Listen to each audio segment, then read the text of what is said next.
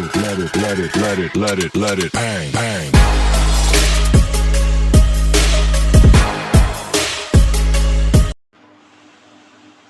Hello students, तो class 10 का पहला टॉपिक यानी कि linear equation in two variable. तो चलिए आज देखते हैं linear equation in two variable होता क्या। तो देख लीजिए, linear equation in two variable ऐसा एक इक्वेशन है विच कंटेन टू वेरिएबल। दो वेरिएबल आएंगे उसमें and each term containing that variable has degree 1। तो उनका जो भी डिग्री होगा, जो भी वेरिएबल वहाँ पे आएगा, उनका डिग्री जो होगा वो आपको 1 देखना है। अगर 1 से ज़्यादा होता है तो वो हम linear equation in two variable नहीं कहलाएंगे। तो लीनियर इक्वेशन का जनरल फॉर्म होता है कुछ यूं, ax plus b y plus c is equal to 0। ये उसका जनरल फॉर्मेट होता है। लेकिन ध्यान में ये रखना है कि यहाँ पे x और y तो वेरिएबल है और a o b c o जो यहाँ पे गिवन है वो है आर्बिट्ररी कांस्टेंट। कांस्टेंट यानी कि क्या?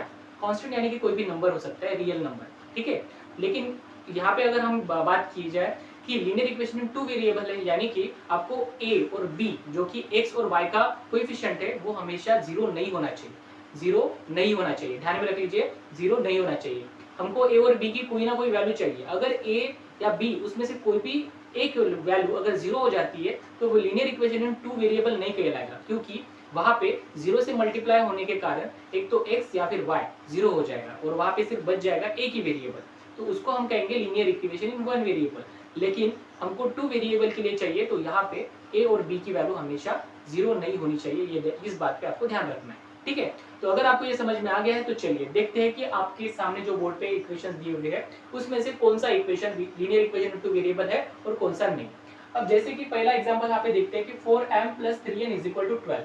अब इस एग्जांपल में अगर आप देखते हो तो यहाँ पे दिखाई दे रहा है m और n ये दो वेरिएबल है और इन दोनों की डिग्री को अगर डिफाइन किया जाए तो आपको दिखाई दे रहा है कि इनके पावर में कुछ भी नहीं दिखाई दे रहा। अगर पावर में कुछ भी नहीं है इसका ये मतलब है कि उनकी डिग्री 1 है, ठीक है। तो यहाँ पे इसकी भी डिग्री 1 है और इसकी भी डिग्री 1 है। दोनों टर्म की डिग्री अगर 1 आती है और दोनों के दोनों यहाँ पे वेरिएबल दिखाई दे रहे हैं m और n, यानी कि ये लीनियर इक्वेशन में टू वेरिएबल डेफिनेटली है, ठीक है। अब चलते हैं सेकंड एग्जांपल पे। सेकंड एग्जांपल पे अगर चलते हैं तो यहाँ पे दिखाई दे रहा है आपको, यहाँ पे भी x और y दो वेरिएबल गिवन है, लेकिन यहाँ पे क्या हो रहा है, x का पावर 2 है, यानी कि x की इस टर्म की डिग्री जो होगी वो तो 2 आ जाएगी और इस टर्म की डिग्री जो होगी वो 1 आ जाएगी। तो हमको क्या चाहिए, लीनियर इक्वेशन टू वेरिएबल में दोनों के दोनों टर्म्स की डिग्री हमेशा बनानी चाहिए, लेकिन यहाँ पे तो 2 आ रही है, यानी कि इसको हम linear equation in two variable नहीं बोल सकते। या ध्यान में रख लीजिएगा, दो वेरिएबल होने से नहीं चलेगा, आपको उनका डिग्री जो होगा, ईच टर्म का डिग्री जो होगा वो 1 होना चाहिए। ये बात आपको ध्यान में रख लेना है, ठीक है। अब तीसरे इक्वेशन पे चलते हैं। थर्ड इक्वेशन पे अगर बात करते हैं तो यहाँ पे देखो √2x - √5y। अब यहाँ पे एक खास चीज क्या है कि जो रूट है वो सिर्फ 2 को लगकर है, x को नहीं। यहाँ पे भी रूट जो है वो 5 को लगकर है, y को नहीं। यानी कि x और y हमारे सेपरेट टर्म है जो कि मल्टीप्लाई होके है √2 और √5 के कारण। और देखा जाए तो x का पावर यहाँ पे भी 1 है और यहाँ पे y का पावर 1 है, यानी कि दोनों के दोनों टर्म जो भी है उनका डिग्री जो होगा 1 ही है। इसका मतलब हम इसको भी linear equation in two variable definitely बोल सकते हैं, ठीक है। अब चलते हैं थर्ड इक्वेशन, फोर्थ इक्वेशन पे। तो फोर्थ इक्वेशन पे अगर आप देखते हो, देख लो यहाँ पे 0x + 6y - 3 = 0 गिवन है। मैंने आपको पहले ही कहा था कि x या y के कोएफिशिएंट में से a और b में से कोई भी 0 नहीं होना चाहिए। तो यहाँ पे तो दिखाई दे रहा है कि x का कोएफिशिएंट 0 है, तो डेफिनेटली हम इसको क्या लीनियर इक्वेशन टू वेरिएबल कह पाएंगे? Definitely not. क्यों? क्योंकि 0 की मल्टीप्लाई होने के कारण क्या हो गया कि x की जो वैल्यू होगी वो 0 हो जाएंगी। तो हमारे पास बचेगा क्या? सिर्फ एक वेरिएबल, जो कि हम लीनियर इक्वेशन टू वेरिएबल नहीं बोल पाएंगे। तो ये linear equation two variable definitely नहीं है। उसके बाद चलते हैं हमारे नेक्स्ट एग्जांपल पे। यहाँ पे देख लीजिए 0.3x + 0y = 36 गिवन है, यानी कि इसका क्या मतलब है, यहाँ पे भी तो y का कोएफिशिएंट 0 है जो कि हमको नहीं चाहिए, ठीक है। अगर मैंने 0 कह दिया तो हमारे पास सिर्फ x बचेगा, यानी कि 1 वेरिएबल बैठेगा। और अगर 1 वेरिएबल यहाँ पे बचता है तो डेफिनेटली ये linear equation in two variable नहीं हुआ, तो इसको भी हम linear equation in two variable नहीं कह सकते, ठीक है। अब बढ़ते हैं हमारे नेक्स्ट एग्जांपल है। अब यहाँ पे देख लीजिए 4/x + 5/y = 4 गिवन है।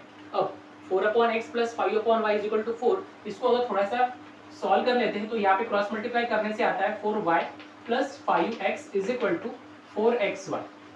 कुछ यूं इस प्रकार के इक्वेशन यहाँ पे फॉर्म होगा। अब आप देख लीजिए, यहाँ पे 2 वेरिएबल है, यहाँ पे भी 2 वेरिएबल है, लेकिन हुआ क्या है कि इस टर्म में देखेंगे तो 1 डिग्री है, इस टर्म में देखेंगे तो 1 डिग्री है, लेकिन इस टर्म में देखेंगे तो यहाँ पे भी 2 वेरिएबल है जिनकी 1 और 1 मिलाकर 2 डिग्री हो रही है। तो यानी कि ये हमारा linear equation in two variable नहीं कहेंगे, क्योंकि यहाँ पे इन दोनों का प्रोडक्ट आ गया और इनकी डिग्री जो है वो 2 पे आ गई, तो इसको भी हम linear equation in two variable नहीं कह सकते, ठीक है। हाँ, लेकिन अगर 1/x और 1/y को अगर हमने कोई भी कंसिडरेशन कर लिया x और कैपिटल Y, तो वो linear equation in two variable बन सकता है, लेकिन इस तरह से अगर हम सॉल्व करते तो डेफिनेटली नहीं बन सकता है।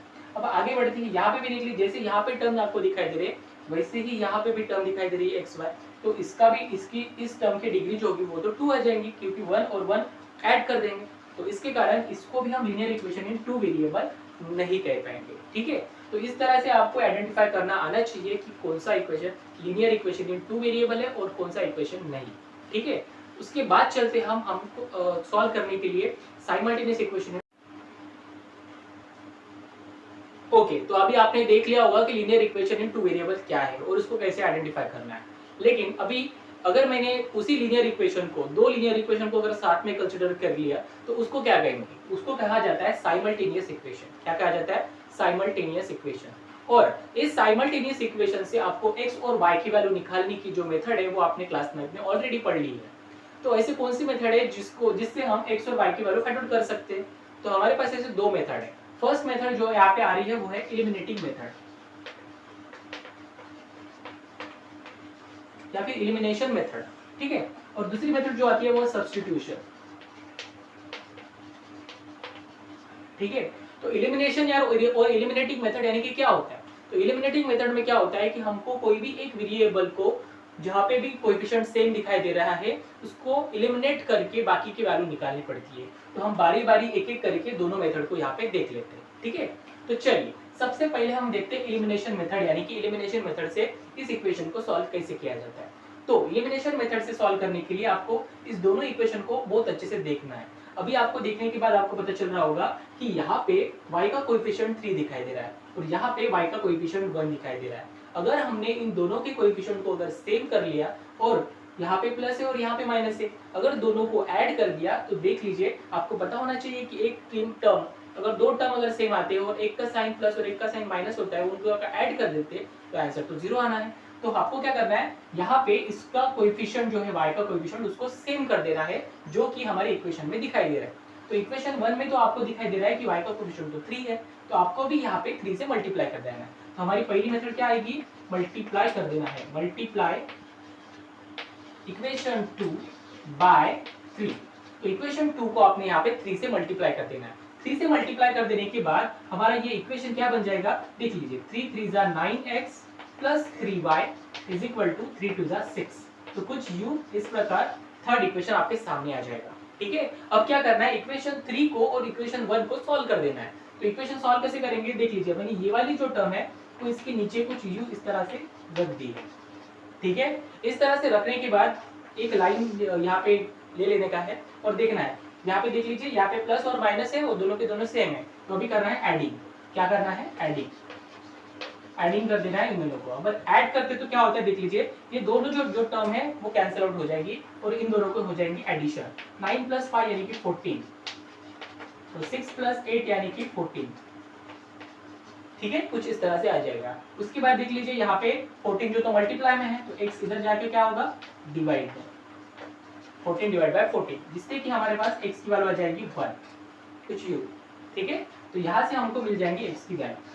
तो इस तरह से आपको x की वैल्यू फाइंड आउट कर लेंगे। अब x की वैल्यू निकलने के बाद आपकी नेक्स्ट प्रोसेस क्या होती है, अब इस x की वैल्यू को पुट करके पुट इन इक्वेशन 1 में पुट कर देना है, इक्वेशन 1 में पुट कर देना है x की जगह पे। तो अगर हम इसको पुट कर दे तो देखिए क्या होता है, 5 इंटू x की जगह पे हमको 1 पुट करना है तो 1 पुट कर दिया। उसके बाद -3y इज इक्वल टू 8 जो रहेगा वो एज इट इज रहेगा, ठीक है। अब इसको इस तरह से करने के बाद इसको सॉल्व कर देना है, तो 5 1 जा 5 आ जाएगा, -3y इज इक्वल टू 8 कुछ इस तरह से बन जाएगा। अब क्या होगा, यहाँ पे -3y एज इट इज रहने दो और 8 इस 5 को उधर भेज दो। तो यहाँ पे जो 5 है वो तो प्लस में है तो उस साइड में जाएगा तो क्या आएगा, -5। तो यहाँ से आएगा -3y इज इक्वल टू 8 - 5 यानी कि 3 हो जाता है, 3 हमने यहाँ से लिख दिया है। उसके बाद y इज इक्वल टू आ जाएगा 3/-3 जो कि आंसर देगा -1। तो यहाँ से हमारे पास y की वैल्यू आ जाएगी -1। तो इस मेथड को कहते हैं एलिमिनेटिंग मेथड और एलिमिनेशन मेथड। अब इसको एलिमिनेशन इसलिए कहते हैं क्योंकि हमने क्या किया है, हमने कोएफिशिएंट को दोनों इक्वेशन के कोई भी एक वेरिएबल को कोएफिशिएंट को सेम कर दिया है और उसको एलिमिनेट कर दिया है। इस वजह से इस मेथड को एलिमिनेटिंग मेथड कहा जाता है, जिससे कि हमको x और y की वैल्यू ऑटोमेटिकली फाइंड आउट हो जाएगी। और ये मेथड बहुत ज़्यादा इंपॉर्टेंट है क्योंकि इसका यूज़ आपको सिर्फ 10th में नहीं, तो आगे के भी कोई भी स्टडी में इसका यूज़ बहुत ज़्यादा होने वाला है। ठीक है, तो अब ये आपने पढ़ लिया है कि एलिमिनेटिंग मेथड से हमको आंसर्स कैसे निकालना है। अब चलते हैं आगे, यानी कि दूसरी मेथड पे, सब्स्टिट्यूशन मेथड पे। ओके, तो अभी एलिमिनेटेड मेथड होने के बाद अभी देखते हैं सब्स्टिट्यूशन मेथड से इस क्वेश्चन को कैसे सॉल्व करना है। तो सब्स्टिट्यूशन मेथड से सॉल्व करने के लिए आपको क्या करना पड़ेगा, सबसे पहले तो कोई भी इक्वेशन से कोई भी एक वेरिएबल की वैल्यू निकाल लीजिए। जैसे कि इस सेकंड इक्वेशन में मेरे पास यहाँ पे दिखाई दे रहा है 3x + y = 2, और इस इक्वेशन से अगर मैं y की वैल्यू निकाल लूँ तो y की वैल्यू यहाँ से आ जाएगी 2 - 3x। आगे देख लीजिए, इस 3x को मैंने उधर भेज दिया तो 2 - 3x बन गया। तो यहाँ से मेरे को y की वैल्यू मिल गई 2 - 3x। अब इसी वैल्यू को क्या करना है, आपको पुट कर देना है, पुट इन इक्वेशन 1 में पुट कर देना है। जब मैं इस वैल्यू को इक्वेशन 1 में पुट कर दूंगा तो यहाँ से बनेगा 5x - 3y यानी कि 2 - 3x = 8, कुछ इस प्रकार। अब इस प्रकार जब बन जाता है तो अब इसको सॉल्व कर देना है। तो यहाँ से बन जाएगा 5x - 3 × 6 -+ 3 × 3 = 9x = 8। तो इस तरह से आपके पास ये आंसर आ जाएगा। अब इसको सॉल्व करेंगे तो क्या आएगा, 9 + 5 यानी कि 14x, और इस 6 को उस साइड में भेज देंगे तो वो बन जाएगा +6। तो यहाँ से 14x = 14 बन जाएगा। और इसको अगर मैं उसी तरह से सॉल्व करूँ जिस तरह से हमने एलिमिनेशन में किया था, तो 14/14 यानी कि 1। तो देख लीजिए यहाँ पे भी x की वैल्यू 1 आ गई है। जो हमारे एलिमिनेशन मेथड से हमको आंसर मिला था, सेम वही आंसर हमको सब्स्टिट्यूशन मेथड से भी मिल रहा है, और वो भी बिल्कुल इजी तरीके से। बाद में वही चीज करनी है, पुट इन इक्वेशन 1।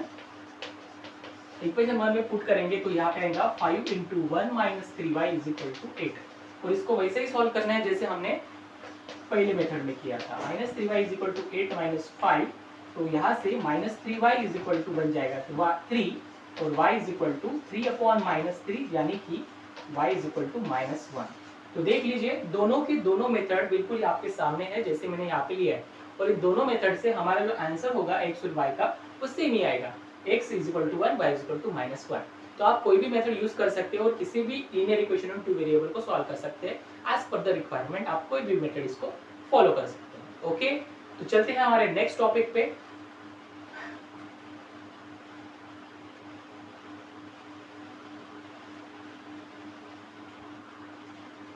पढ़ते हैं हमारे एक और एग्जाम्पल के साथ यहाँ पे। तो देख लीजिए, सेकंड एग्जाम्पल जो हमने यहाँ पे करना है, देखिए फर्स्ट एग्जाम्पल हमने 2 मेथड से कर लिया है, तो अभी सेकंड एग्जाम्पल यानी कि सेकंड क्वेश्चन देख लीजिए। यहाँ पे क्या दिखाई दे रहा है, 99x + 101y = 499, और सेकंड एग्जाम्पल है, सॉरी सेकंड इक्वेशन है 101x + 99y = 501। अब इस दोनों इक्वेशंस को अगर थोड़ा सा बारीकी से देखते हैं तो आपको पता चल रहा है कि यहाँ पे y का कोएफिशिएंट, यहाँ पे x का कोएफिशिएंट बन गया है, और यहाँ पे x का कोएफिशिएंट, यहाँ पे y का कोएफिशिएंट बन गया है, और दोनों के बीच की जो साइन है वो प्लस ही है। और यहाँ पे 499 और 501।